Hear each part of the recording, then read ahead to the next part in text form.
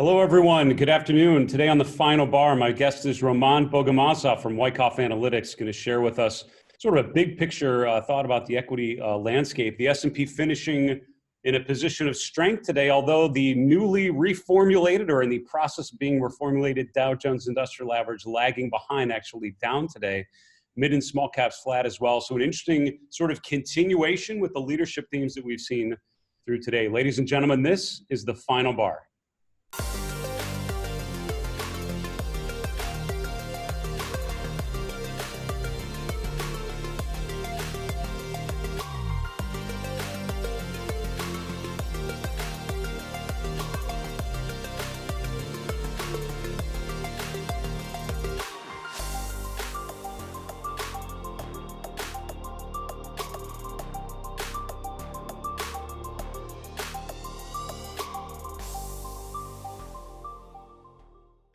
Hello, everyone. Welcome to today's edition of The Final Bar. My name is Dave Keller. I'm the Chief Market Strategist here at StockCharts.com in Redmond, Washington. Thanks for joining us every weekday after the close as we break down the activity in the markets. Think of market activity through technical, behavioral lenses, focus on what we're seeing, focus on the patterns that are emerging, inflection points, following the trends, following the momentum, and trying to put some detail as much as we can besides behind the movements that we're seeing across assets, across sectors, across groups.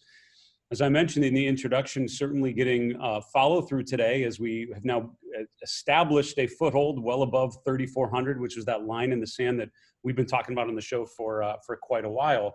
The question is always just how are we getting from point A to point B, right? And I think there are plenty of things you could look at as the S&P moves higher. On a day like today, the Dow actually going down. Now, again, there's a reformulation that just occurred in the Dow, which we'll talk about in the market recap. Hopefully I'll remember to address some of those. But let's look at all those themes here in a moment. We have a great guest today, Bogomazov, coming back on the show. Tomorrow, we have Doug Bush from Chart Smarter in the New York area. Next week, for the first time, Joe Rabel from Rabel Stock Research. And then on Thursday, September 3rd, Mark Young, who focuses on investor sentiment, joining us for the first time. Also, as a reminder, on September 22nd, that's coming out a couple of weeks out here, about a month out, we're doing an event called Introducing StockCharts ACP. This is going to feature Chip Anderson, our founder, Grayson Rose, and I from the management team, and a number of special guests introducing ACP. This is our new advanced charting platform. StockCharts.com has been a fantastic tool for me and for many for 20 plus years, but now this is the next generation interactive, dynamic, fluid charts, all added on to the normal stock charts experience. So a lot of cool presentations and things to share with you coming up on September 22nd. Let's get into to our market recap, and I'm going to talk in a minute about the Dow, but just wanted to hit on some of the themes from today. So the S&P really just spent the morning sort of choppy, but the afternoon session was stepping on the accelerating, moving higher, and it was led by the NASDAQ. The NASDAQ 100 up 0.8%. So you see communication services number one, technology number three, and healthcare was in there as number two. The Dow actually was down today, and I think part of that is just the names that are part of the Dow here for the next week or so. Mid caps and small caps noticeably flat, while large caps finished stronger. Bonds weaker, so the TLT coming off today about 0.7, 0.8%. That's pushing yields higher. And then gold and it's sort of flat, silver back up for the day. And we talked about that, the pattern in metals. And I think silver's an interesting chart coming off in the morning, but then a bit of a V bottom today and finishing more in a position of strength. The question for, I think, gold and silver and that whole precious metals portion is, are they able to continue this uptrend, with gold in particular pulled back to some key support levels and now able to rally and finish in the positive for today? So is that a sign of more strength to come through the remainder of the week? Looking at a chart of the S&P, right? So we finished higher, and I always, the name, the final bar, the name of the show really came for a couple different reasons. One is a musical reference that sounded good to me and to others, but also, when I think about how I analyze charts, or I've taught people to analyze charts, you always start with the current bar, the final bar, and then you analyze where we're at relative to the trend, and then you look to the left to see where we're at. But you start your focus here on the, the final bar. And what's interesting now is the S&P at new all-time highs. We no longer have a frame of reference to really work with. That 3,400 level is still pretty important. This was a key level of resistance that, I think at some point we pull back, and the number one question will be, are we able to hold 3,400? Because that's sort of the classic treatment of resistance. You find resistance, you break through, you retest it from above, and then you sort of make the next leg higher. And I think that's what's left to be seen on a pullback, which I'm told at some point the markets will in fact pull back. We've certainly not seen it yet, as far as I can tell. Now, I did want to hit on one of the, I mentioned how, stocks higher in the form of the S&P 500, but the Dow actually down. So if you miss it, I'm sure you've probably heard of it, but if not, I just wanted to catch you up a little bit. So changes in the composition of the Dow, that's certainly changing some of the patterns, and basically the stocks that have been added to the Dow 30, the Dow Jones Industrial Average, getting a bit of a pop, and it's three names here, which we'll run through very quickly. So you have Salesforce.com CRM, which is this one, up 3.6%. So again, these three names are all going to be up because of their inclusion. Amgen, so it's interesting. Biotech, so we just talked about yesterday how they're all in a pattern of distribution. Then you get this bounce from Amgen. There's a lot of sympathy moves across the space as well. And then Honeywell, HON, is the third member, and all three of those popping 3+%, and certainly you'd expect a bit of that to follow on. What was removed? ExxonMobil, XOM, Pfizer, and then Raytheon, RTX. So what's interesting is, if you think about this recomposition in the Dow basically leans a little more into healthcare, into Salesforce CRM, into industrials, and into CRM, which means a little more of a technology. So it's sort of unwinding some energy and going into technology, essentially, which is an interesting recognition of that.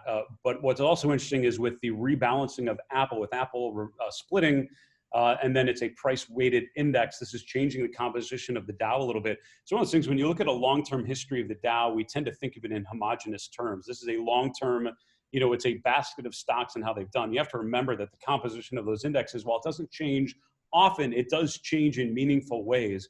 I guess my cynical view of things like ExxonMobil getting removed from the Dow, it tells me the energy trade is about to work in a big way, because that's, when it's doing poorly, when the weight is coming down, when the stock is out of favor, that tends to be when you remove a name like this from the Dow. And that usually, anecdotally, is when the theme starts working. We're sort of late to the game and reacting way too late to its underperformance. So you heard it here first. ExxonMobil may be a great trade from here, but again, technically, totally fair. Testing support in a relative downturn. I would want to see a lot of that reverse before I'd get really excited about energy, as we've discussed many times on the show. So that Dow reconstruction is happening. What's happening today, for example, three of those names are weighing on the Dow because they're all down and pulling it down. That's why it looks like the Dow is down while S&P is up. It's a little bit of an artificial move just for today's purposes. Now, looking at the sector returns today, communication services up the most, healthcare and technology, and we've talked about biotechs a number of times in the last week or two, and all, most of them getting a bounce today. Regeneron, as I mentioned, Amgen as well, but I would certainly keep an eye on those. I think that's a group that has been underperforming a little further than you'd expect if this is just a brief pause and then a long-term uptrend. And at a time when other sectors, other groups are actually doing very well. But today, again, getting a bit of an upside bounce. Energy leading to the downside, followed by utilities, followed by materials and consumer staples. And that ratio of consumer discretionary versus staples now firmly favoring consumer discretionary. There have been times recently where it felt like staples were emerging. And I still think there are stock picking opportunities within the sector, but as a whole, it's not really getting the vote. In terms of industry leadership and laggardship, there's some familiar groups in the top 10. Internet, for example, biotechnology, software. This is Apple's group, all in the top 10. But others that may be a little more of a surprise, maybe hotel and lodging, REITs. Two within healthcare, actually three, if you include biotech, but medical supplies and medical equipment. As we've talked, when we've looked at the healthcare sectors and dive in there a little bit, pharma stocks as a whole don't look so good. Biotech as a whole, up until today, really have not looked that good. But medical supplies, medical equipment, that's where you've seen some pretty meaningful bounces. So interesting to see those in the top 10 today. Railroads are an interesting one. This railroad index, which is the Dow Railroad Index, making a new 52-week high today. And that's an interesting group to pay attention to. A lot of people sort of consider that a a bellwether group when railroads are doing well. And honestly, I think a lot of people think of it in the form of the Dow transports, which have made significant highs while the Dow industrials are lagging behind. So if you buy into Dow theory, you'd want to see both the transports and the industrials moving higher. The fact that railroads are making a new 52-week high is actually pretty meaningful. Looking at the Dow theory chart, which is, I think, this one.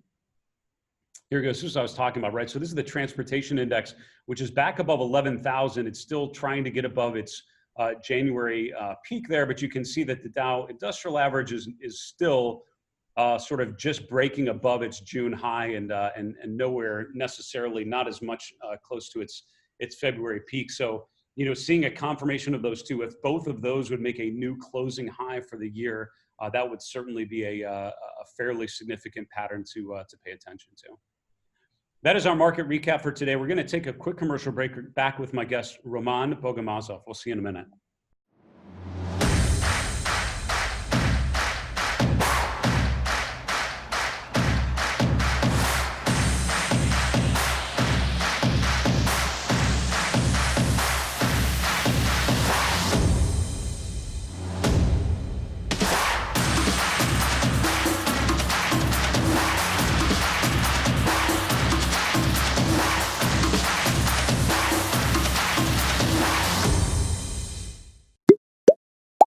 Hello, everyone. Welcome back to the Final Bar. This is Dave Keller here at StockCharts.com. Appreciate you joining us every weekday after the close for our show.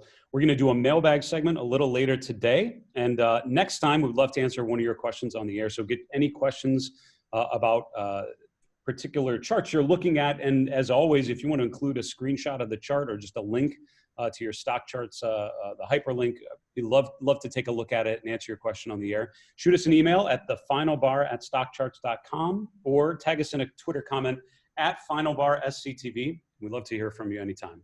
I want to welcome on my guest back to the show, Roman Bogomazov. Roman's joining us from San Francisco. He runs a firm called Wyckoff Analytics.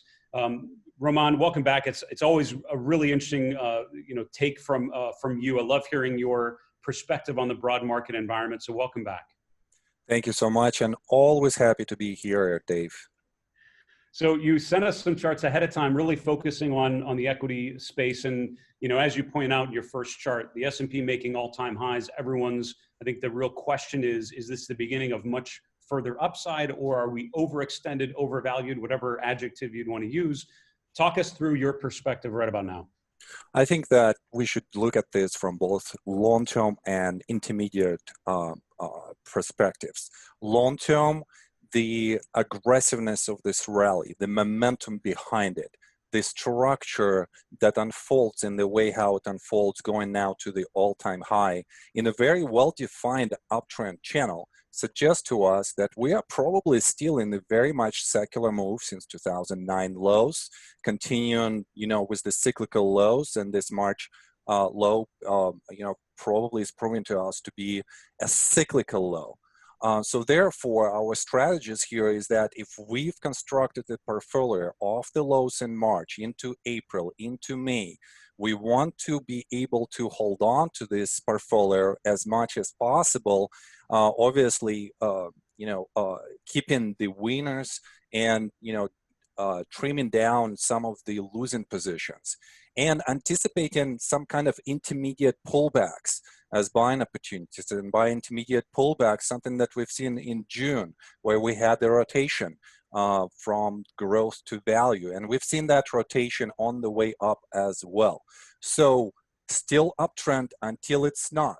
Really quickly, how would we see that the uptrend is done? Well, we need to see some structural damage. And usually this is a very quick reaction to the downside that has a lot of volatility, increase of the downward spread, and increase of the supply signature. Please note that the volume is still going down in general, and we see both supply and demand is going down. And the usual question from money managers, analysts, and students that we have is how can the price go up if the volume signature and specifically demand is going down? Well, because supply is not increasing, it brings up the price up. If there is no emergence of the distributional supply, the price can go up even on relatively small demand or decreasing demand.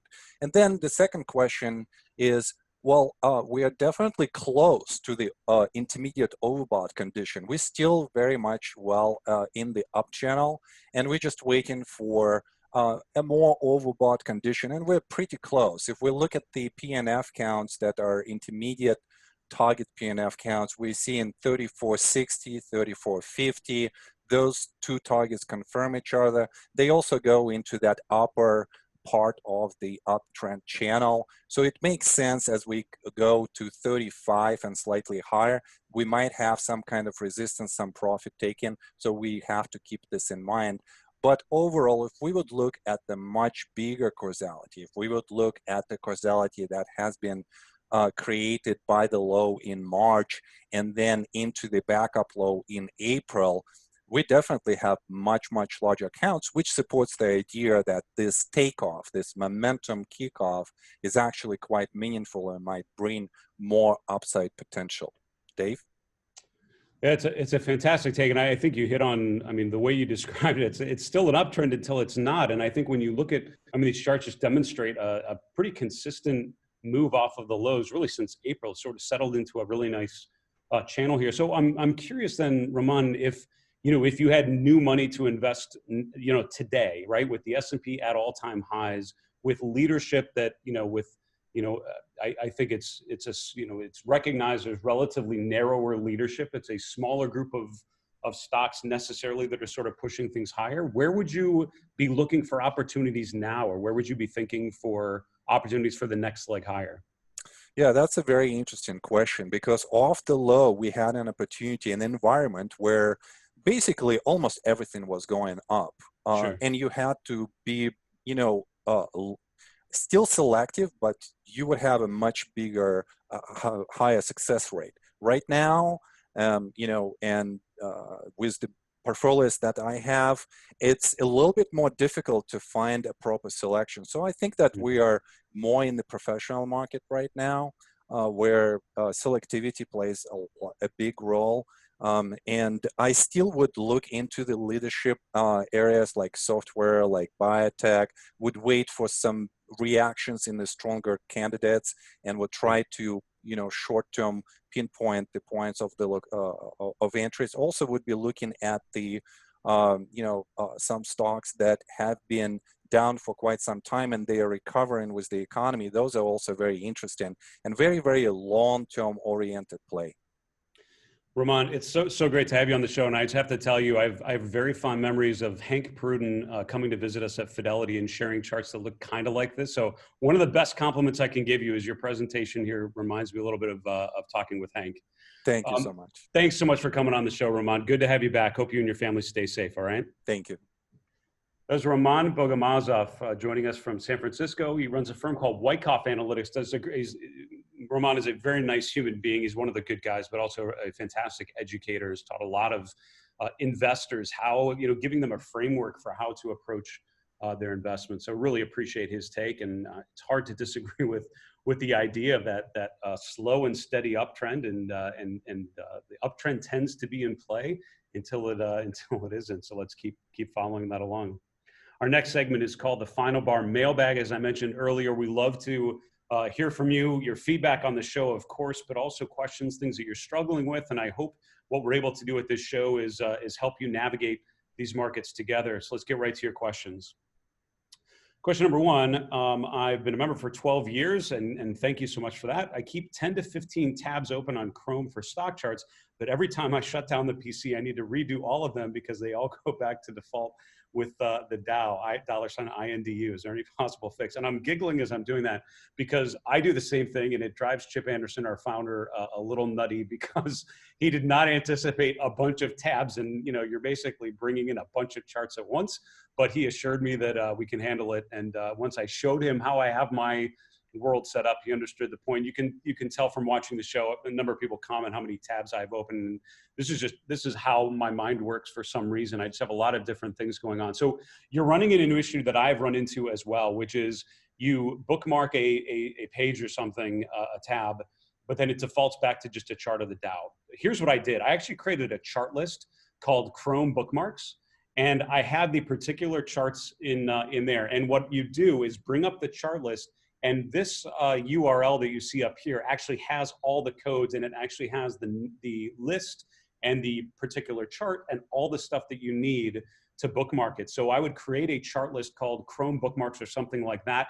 Save your charts that you want to have up here all the time as one of those bookmarks, and that will come up just fine. If you're doing a chart list, you don't have to worry about that. So like this, for example, is something I have up all the time. That's just a candle glance of the different things. This works just fine if you bookmark it just as it is, because it's saying go into my account and bring up this chart list. But if you have an individual chart that you're saving, that's what you're running into. It's just a quirk with how the bookmarks work in Chrome. And the way I got around that is make a particular chart list and then point to that chart on your Chrome bookmark. I hope that works for you. If not, shoot an email to our support desk. They can probably help you out.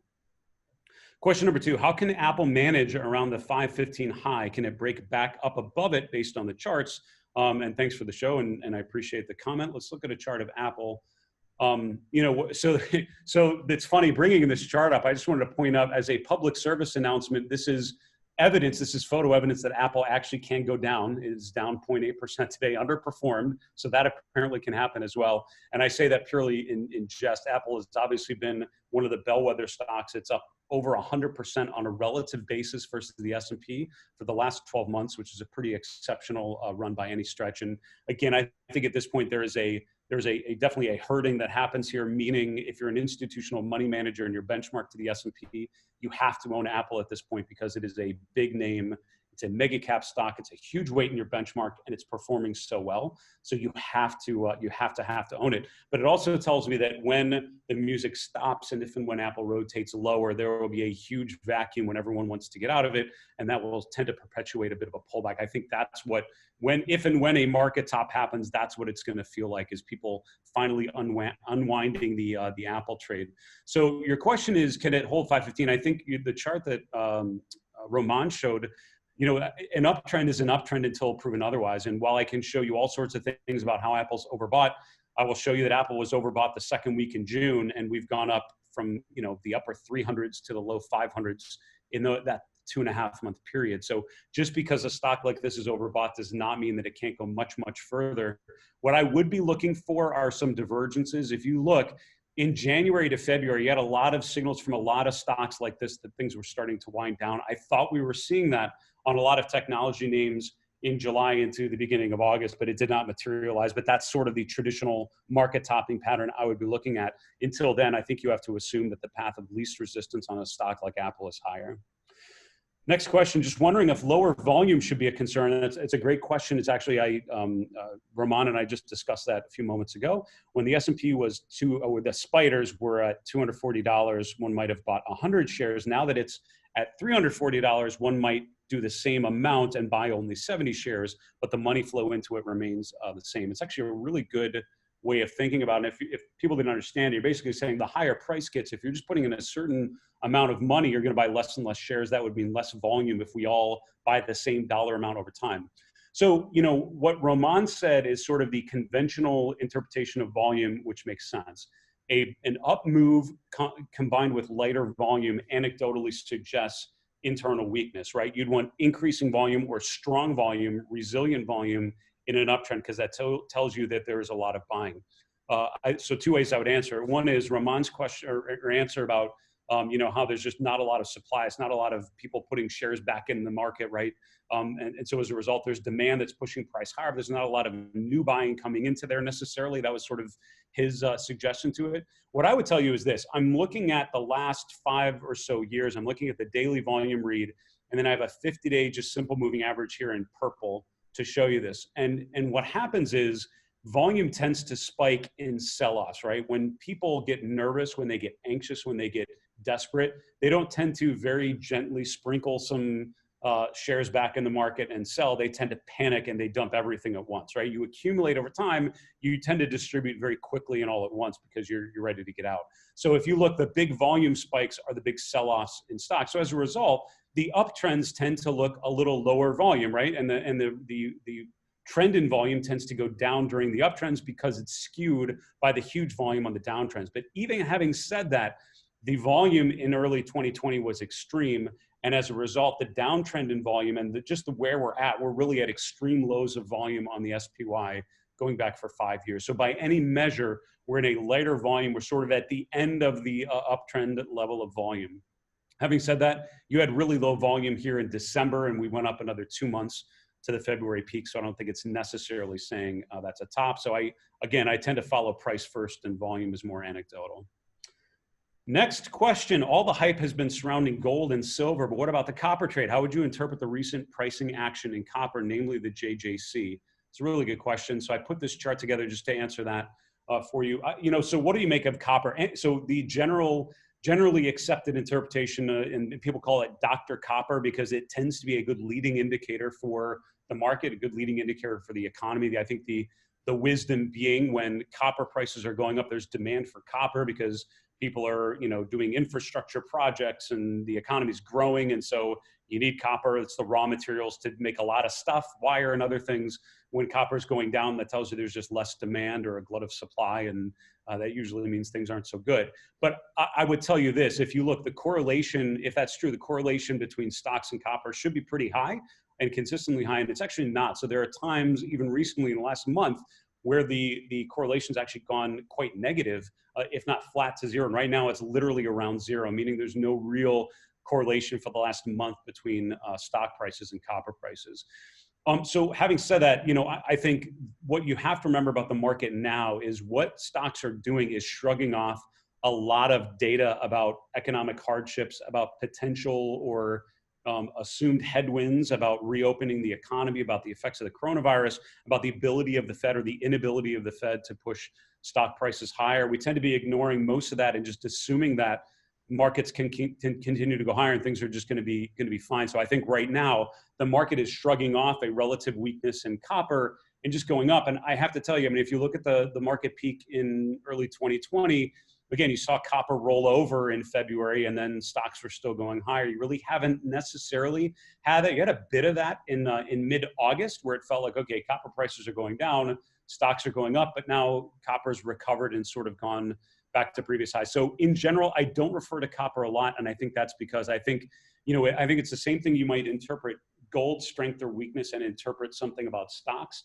I think if you do that and think gold's a safe haven, so if gold's strong, then stocks could be weak, I think you're oversimplifying. And I think same thing here. I think if you make assumptions based purely on copper, I think you're oversimplifying its ability to predict what stocks are going to do. The best leading indicator for the economy is the stock market.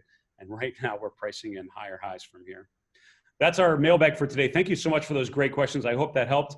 And we need to wrap the show and go right to the 3 and 3 charts in 3 minutes. Let's get right to it. Chart number 1, the S&P market trend. This is a chart we refer to on the Mindful Investor Live chart list.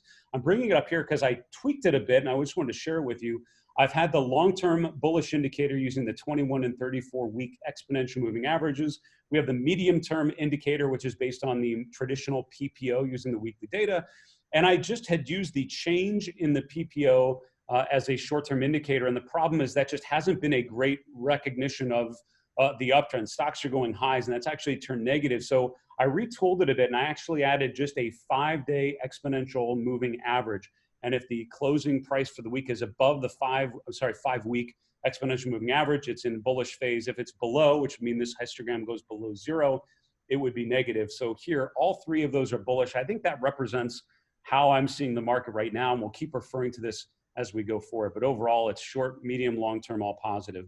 Chart number 2 is looking at stocks versus bonds. We talk a lot about big picture equities today, but I did want to point out that relative to the bond markets, this has now made a new high above the June peak. So it's still well below the February peak, but stocks clearly in the driver's seat relative to bonds as it gets back above its June high. Finally, semiconductors in a pretty good place today with the SMH rotating back positive, teasing a new 52-week closing high today up over 1%. I think that's a key group to be paying attention to as we've talked about for a while. And actually the yield on the semiconductor index is 4.7%, which is pretty compelling. Ladies and gentlemen, that's our show for today. I want to thank Roman Bogomazov joining us from San Francisco today, sharing his wisdom on the markets. For StockCharts.com in Redmond, Washington, I'm Dave Keller. Be safe. Have a good night. Hey, Grayson Rose here with StockCharts. Thank you so much for watching. I hope you enjoyed that video. If you did, consider giving it a like down below, maybe leave us a comment, and if you're new to the channel, you can subscribe at the link up above. We're gonna bring you daily content from an incredible collection of technical analysts and financial experts.